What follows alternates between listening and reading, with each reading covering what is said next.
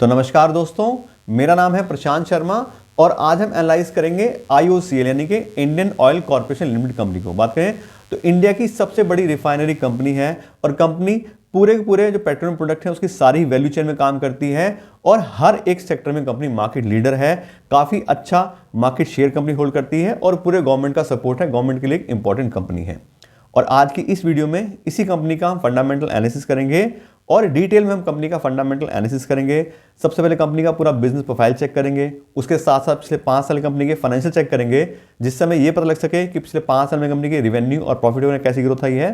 और लास्ट में हम कंपनी की वैल्यूएशन करेंगे कि आज की डेट में कंपनी का जो शेयर प्राइस चल रहा है उसके हिसाब से कंपनी सस्ती मिल रही है या फिर महंगी मिल रही है। यानी कि हम आज की डेट में अपने पैसे से कंपनी इन्वेस्ट करना चाह रहे हैं तो क्या है सही समय एंट्री लेने के लिए या फिर अभी हमें वेट करना चाहिए।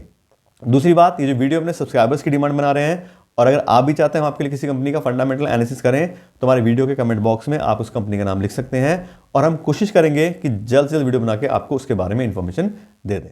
और अब हम बात करते हैं कंपनी IOCL के बारे में यानी कि इंडियन ऑयल कॉर्पोरेशन लिमिटेड, जिसमें बात की थी कंपनी लार्जेस्ट रिफाइनरी है इंडिया के अंदर और कंपनी महारत्ना कंपनी का स्टेटस करती है। तो गवर्नमेंट लिमिटेड काफी बड़ी और इंपॉर्टेंट कंपनी है और कंपनी पूरे ही पेट्रोलियम प्रोडक्ट के वैल्यू चेन के लिए काम करती है। उसमें कंपनी रिफाइनिंग का भी काम करती है, कंपनी पाइपलाइन ट्रांसपोर्टेशन का काम करती है, पेट्रोलियम प्रोडक्ट की कंपनी मार्केटिंग करती है, रिसर्च एंड डेवलपमेंट काम है, उसके अलावा कंपनी एक्सप्लोरेशन और प्रोडक्शन का काम करती है और साथ साथ कंपनी नेचुरल गैस और पेट्रोकेमिकल्स के प्रोडक्ट्स हैं कंपनी वो भी मार्केट करती है। तो सारे ही काम करती है, काफी अच्छी और स्ट्रॉन्ग प्रोफाइल कंपनी की है और अपने सेक्टर की बिल्कुल क्लियर लीडरशिप कंपनी है।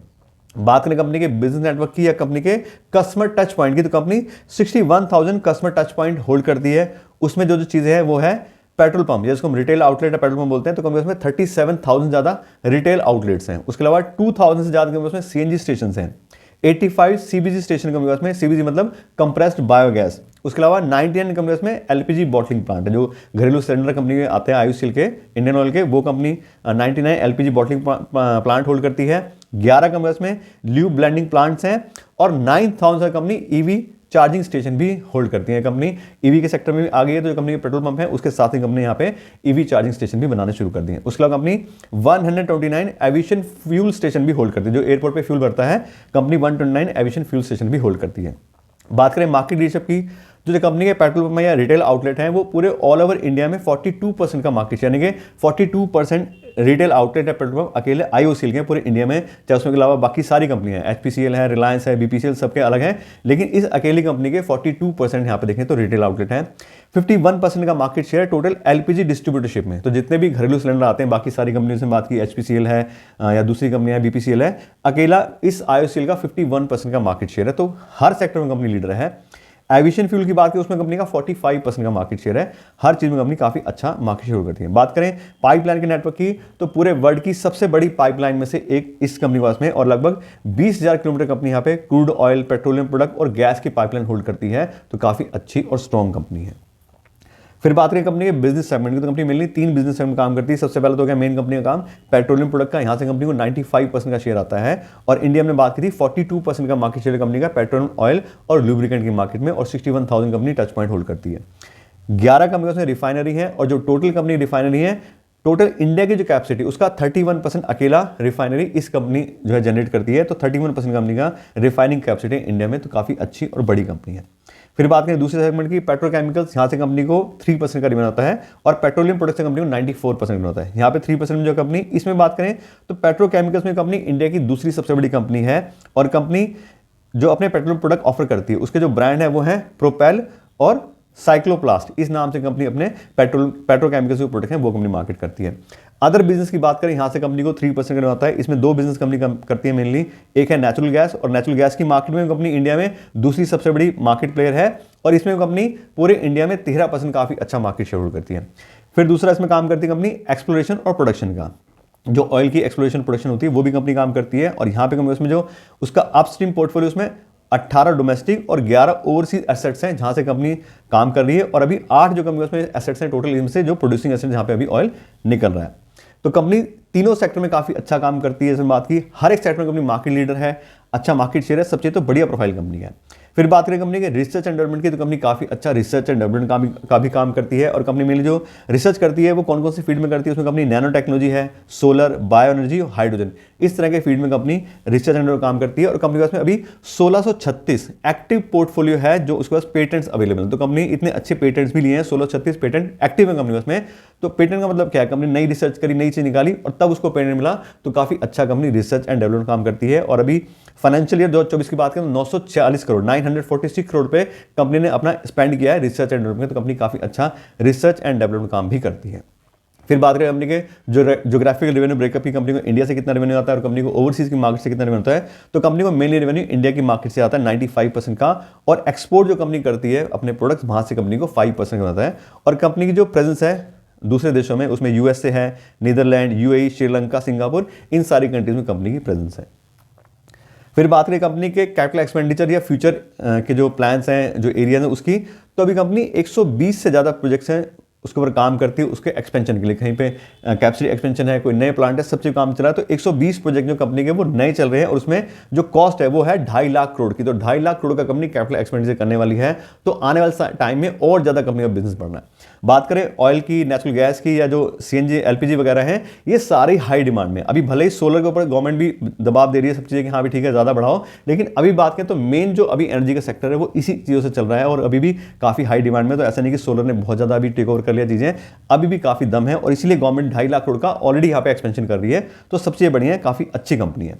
फिर बात करें शेयर होल्डिंग पैटर्न की, तो प्रोमोटर्स के पास में कंपनी के 51% से प्रमोटर मतलब गवर्नमेंट ऑफ इंडिया के पास में। उसके अलावा एफआईज ने इसमें 8% का स्टेक लिया हुआ है, डीआईज का इसमें 10% स्टेक है। तो एफआईडीएस की बात करें दोनों मिला के 18% का इसमें इंस्टीट्यूशनल इन्वेस्टर का स्टेक है। तो काफ़ी अच्छा इंस्टीट्यूशन ने भी इन्वेस्टमेंट किया हुआ है। दूसरी जो गवर्नमेंट कंपनी है उसमें उन्होंने इसमें 20% का स्टेक लिया है। ओएनजीसी और ऑयल इंडिया, इनका मिला के 20% स्टेक है, और पब्लिक ने भी इसमें 11% का स्टेक लिया है। तो सभी लोगों ने अपना पैसा इन्वेस्ट किया है। तो ऐसा नहीं कि पेट्रोलियम का आगे फ्यूचर नहीं है तो सोलर चल रहा है, सब चीज़ें, ऐसा कुछ नहीं है। मेन रिजर्व्स और सब चीज़ें आगे जो बात हो रही है वर्ल्ड वाइड भी ऑयल के ऊपर हो सकती है। तो इसलिए ये कंपनियां बिल्कुल इंपॉर्टेंट हैं। आने वाले टाइम में बिजनेस अच्छे से आने ही आना है। अभी सब चीज़ें उसी पुरानी चीज़ों पे चल रही हैं, और ऑयल और गैस इसका अभी जल्दी से सब्सिडी गवर्नमेंट के पास नहीं आया है, तो अभी फ्यूचर भी बढ़िया दिखाई दे रहा है। तो काफ़ी स्ट्रॉन्ग कंपनी है, बिल्कुल बढ़िया प्रोफाइल है, पूरा गवर्नमेंट का सपोर्ट है, सब लोगों ने अपना पैसा इन्वेस्ट किया है। तो बिल्कुल स्ट्रॉन्ग और ज़बरदस्त प्रोफाइल कंपनी होल्ड करती है। और अब हम बात करते हैं कंपनी के फाइनेंशियल्स के बारे में कि पिछले 5 साल में कंपनी के रेवेन्यू और प्रॉफिट में कैसी ग्रोथ आई है, कंपनी कितना प्रॉफिट कमाती है, सारी चीज़ें देखते हैं। सबसे बात करें कंपनी के रेवेन्यू की, तो 2020 में कंपनी में थे 4,84,000 करोड़ के आसपास। फिर 2021 में कम हो गई, कोरोना टाइम तक सारी चीज़ें बंद हो गई थी। फिर लेकिन देखो 2022, 23, 24 पिछले 3 साल से वापस से रिकवरी आ गई है। 2022 में लगभग 5,90,000 करोड़ पे, और 2023 में 8,41,000 करोड़, 2024 में थोड़ा सा कम हो गया 7,76,000 करोड़। लेकिन फिर देखें तो काफ़ी अच्छे से पिछले 5 साल में कंपनी रेवेन्यू बढ़े हैं, और 13% काफ़ी अच्छे सीजर से पिछले 5 साल में कंपनी ग्रोथ आई है। प्रोडक्ट ही ऐसा है, पेट्रोल है, डीजल है, एलपीजी के सिलेंडर है, सीएनजी है, सभी लोगों को रिक्वायरमेंट है। तो माल बिकना है ऐसी कंपनी की जिसका कोई अभी है ही नहीं। बहुत टाइम से रिसर्च चल रही है, ठीक है कोई और फ्यूल आ जाए कुछ है, लेकिन फिर भी देखें तो अभी भी हाई डिपेंडेंसी जो है सारे पूरे देश की, पूरे वर्ल्ड की पेट्रोलियम सेक्टर के ऊपर ही है। इसलिए लगातार कंपनी का बिजनेस बढ़ रहा है और काफ़ी अच्छी प्रॉफिटेबल कंपनी भी है। ऑपरेटिंग प्रॉफिट की बात करें तो कंपनी अप डाउन है काफ़ी ऑपरेटिंग प्रॉफिट में, क्योंकि सरकारी कंपनी है। ऑयल उनको खरीदना पड़ता है, उसके प्राइस कभी अप हो जाते हैं कभी डाउन होते हैं, लेकिन एकदम से पेट्रोल के या फिर डीजल के और दूसरी चीज़ों सरकार जो रेट नहीं बढ़ाती, इसलिए अपने ही प्रॉफिट को वो एडजस्ट करते रहते हैं। आप देखें तो 2020 में 3% हो गया, फिर 2021 में 11% आ गया, फिर 8%, फिर 2024 में काफ़ी अच्छे 10% आ गया। तो ऊपर नीचे जरूर हो रहा है, लेकिन उसका जो रीजन है वो ये कि गवर्नमेंट के लिए इंपॉर्टेंट कंपनी है, उसको फ्यूल के प्राइस एकदम से नहीं बढ़ाती गवर्नमेंट, इसलिए अपने ही एंड पे वो उसको एडजस्ट कर देते हैं। फिर देखें तो कंपनी की जो एवरेज आ रही है वो 7% की आ रही है पिछले 5 साल की, और अच्छी एवरेज है। दूसरी कंपनियों में चेक किया, सबका जो एवरेज है ऑपरेटिंग प्रॉफिट का वो 3-4% के आसपास है। उसी हिसाब से देखें तो फिर भी हायर साइड पे कंपनी यहाँ पे ऑपरेटिंग प्रॉफिट मार्जिन मैनेज कर रही है।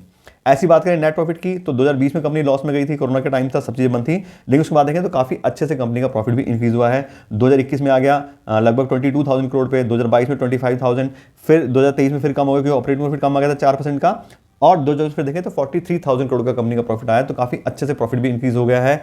मतलब वही बात है कि जब माल बिकना है, प्रॉफिटेबिलिटी आनी है, बिल्कुल बढ़िया कंपनी का बिजनेस चल रहा है, कोई दिक्कत वाली बात नहीं है।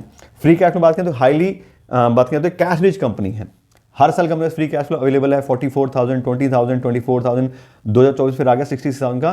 तो कंपनी पैसा भी कमाती है, उसको अपने पास ही रख पाती है, कोई दिक्कत नहीं, काफ़ी अच्छी कैश रिच कंपनी भी है।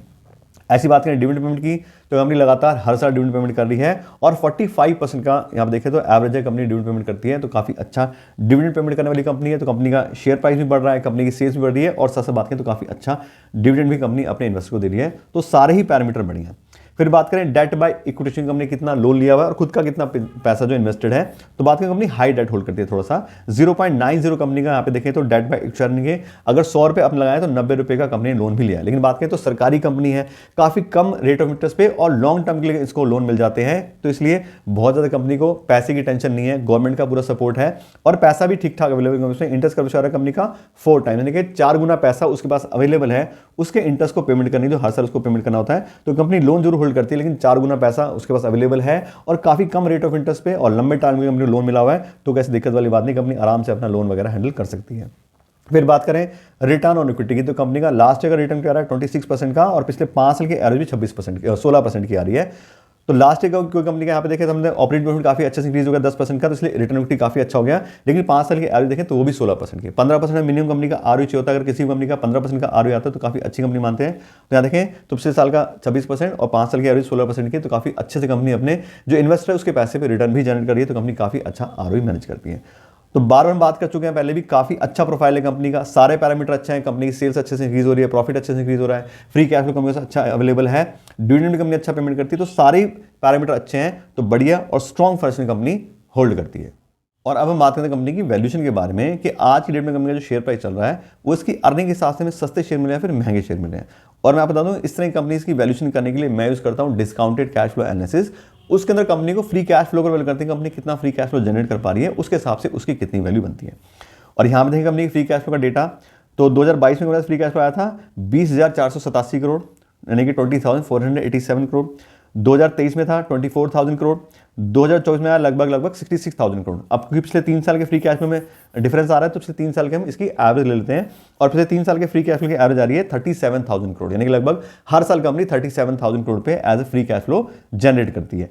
और इस फ्री कैश फ्लो के हिसाब से पूरी कंपनी वैल्यू बनती है, वो आती है 18,40,000 करोड़, यानी कि 18,40,000 करोड़ पे इस पूरी कंपनी वैल्यू आती है। एक ऐसी कंपनी जो हमें 37,000 करोड़ पे हर साल फ्री कैश फ्लो कमा के दे सकती है, उस पूरी कंपनी की वैल्यू होगी 18,40,000 करोड़ पे, यानी कि हमें 37,000 करोड़ पे कमाने हैं तो इतना पैसा हमें इन्वेस्ट करना पड़ेगा तब हमें पैसा मिलेगा। ये इस वैल्यूएशन का मतलब है।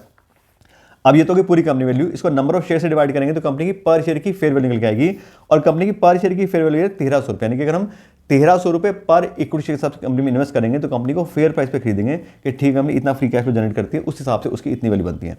लेकिन जैसे हम हमेशा बात करते हैं कि किसी कंपनी को हम फेयर प्राइस पे या ओवर प्राइस करके यानी कि प्रीमियम पे या ओवर वैल्यू में खरीदेंगे तो हमारा बहुत ज़्यादा रिस्क इंक्रीज हो सकता है, क्योंकि जो भी हमने डेटा चेक किया सब पास रिकॉर्ड है। फ्यूचर में कंपनी ऐसा परफॉर्म करेगी नहीं करेगी हमें नहीं पता, कोई और चीज़ें आ जाए, बहुत सारी कॉम्पिटिशन हो सकते हैं। तो हम कोशिश करते हैं कंपनी को फेयर प्राइस पर नीचे खरीदने की, यानी कि मार्जिन ऑफ सेफ्टी मिलनी चाहिए। मार्जिन सेफ्टी का मतलब क्या है कि अगर उसके शेयर प्राइस में 50% के आसपास मिल जाए उसकी फेयर वैल्यू से, तो हम काफ़ी अच्छे से अपने जो आने वाले रिस्क हैं उसको मैनेज कर लेंगे और कंपनी का जो शेयर है वो भी काफ़ी सस्ते दाम पर खरीद पाएंगे।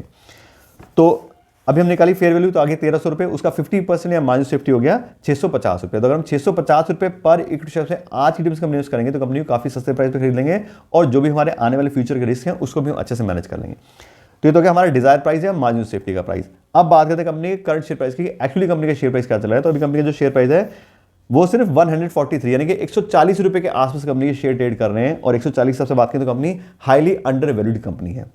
कितनी अंडर वैल्यूड है, तो कंपनी का फेयर वैल्यू निकाला था हमने 1,300 रुपये, उसके अगेंस्ट 140 के आसपास, यानी कि सिर्फ 10% पे उसके शेयर मिल रहे हैं उसकी फेयर वैल्यू के। 50% की जगह में मार्जिन सेफ्टी मिल रहा है 90% का, यानी कि 90% डिस्काउंट पे उसके शेयर मिल रहे हैं उसकी अर्निंग के हिसाब से। अब ठीक है, बात करें हम कंपनी के फ्री कैश फ्लो की तो ऊपर नीचे होते रहते हैं, लेकिन फ्री बात करें तो अगर हमें 100 रुपये की चीज़ 10 रुपये मिल रही है तो काफ़ी सस्ती मिल रही है, कोई दिक्कत वाली बात नहीं है। बात करें कंपनी के प्राइस बाय अर्निंग रेशियो की तो वो भी काफ़ी कम दिखाई दे रहा है। कंपनी का प्राइस बाय अर्निंग रेशियो है सिर्फ 12 का, जबकि इंडस्ट्री की एवरेज आ रही है 21 की। तो कुछ लोगों को price by earning ratio easily समझ आता है, तो कंपनी सिर्फ हमें 12 की प्राइस बाय अर्निंग रेशियो मिल रही है। एक ऐसी कंपनी जो पूरे अपने सेक्टर की लीडर है, महारत्ना कंपनी है, सब चीज़ें बढ़िया है, वो भी हमने काफ़ी सस्ते प्राइस मिल रही है। दूसरी बात, अभी पिछले 6 महीने में कंपनी का जो शेयर प्राइस है वो 18% डाउन हो गया है। 16 सितंबर 2024 का कंपनी का शेयर प्राइस था 172 रुपीज़ का, अब आ गया 143 रुपीज़। तो बात करें कि इन्वेस्ट करें ना करें, तो क्लियर दिखाई दे रहा है, कोई डाउट वाली बात ही नहीं है। कंपनी भी अच्छी है और कंपनी का शेयर प्राइस भी काफ़ी कम प्राइस मिल रहा है। जैसे बात की थी महारत्ना कंपनी है, नंबर 1 कंपनी है पेट्रोलियम की, लार्जेस्ट रिफाइनर है इंडिया के अंदर। साथ साथ बात करें FIDI सब ने काफ़ी अच्छा स्टेक लिया हुआ है। फाइनेंशियल भी कंपनी अच्छे हैं, प्रॉफिटेबिलिटी बढ़िया है, कंपनी डिविडेंड अच्छा पेमेंट करती है, सब चीज़ अच्छी है, तो बिल्कुल एक अच्छा ऑप्शन है हमारे लिए और अच्छा टाइम है एंट्री लेने के लिए। यानी कि कंपनी बढ़िया है और काफ़ी सस्ते प्राइस पे मिल रही है, तो वही बात है, बिल्कुल इन्वेस्ट करने के बनता है, कोई दिक्कत वाली बात ही नहीं है। लेकिन वही बात है कि ऐसा नहीं कि सस्ती कंपनी तो बहुत ज़्यादा हमने एलोकेशन ले लेना है, डाइवर्सिफाइड अपने पोर्टफोलियो रखना है और लॉन्ग टर्म के लिए इन्वेस्ट करना है। क्योंकि शॉर्ट टर्म में क्या होता है, कभी कंपनी का शेयर प्राइस कम हो जाएगा, कभी ज़्यादा होगा, फिर हम दिक्कत में आएंगे। तो एक तो हमने अच्छे सारे पैरामीटर चेक कर लिए, तो हमें पता हमने क्यों इन्वेस्ट किया है, तो अगर प्राइस डाउन भी हो जाएगा हमारे इन्वेस्टमेंट करने के बाद में, तो हम उसमें बने रहेंगे। और लॉन्ग टर्म का मेंटालिटी हम लेके चलेंगे, तो प्राइस अप डाउन जो भी होंगे, तो लंबे टाइम में मैक्सिमम कंपनियां जो हमें प्रॉफिट दे जाती हैं, तो इसलिए बिल्कुल हमें कोई दिक्कत नहीं है। शॉर्ट टर्म के लिए, लंबे टर्म के लिए, लॉन्ग टर्म इन्वेस्ट करेंगे तो काफ़ी फायदा में हो सकता है। तो इससे बात करें तो कंपनी अच्छी है और अच्छा टाइम है मेरे हिसाब से एंट्री लेने के लिए। वो बात है कि मेरा पॉइंट ऑफ व्यू है, आप थोड़ा अपनी रिसर्च कीजिए, फिर डिसाइड कीजिए आपको हमसे इन्वेस्ट करना नहीं करना है। तो इससे बात करें तो कंपनी पर आपको डिटेल नॉलेज दे दी है। आशा करता हूँ वीडियो अच्छी लगेगी। अगर आपको वीडियो अच्छी लगी हो तो उसको लाइक और शेयर जरूर कीजिएगा, और अगर आप मेरे चैनल में नए हैं तो मेरे चैनल को सब्सक्राइब कर लीजिएगा। Thank you so much.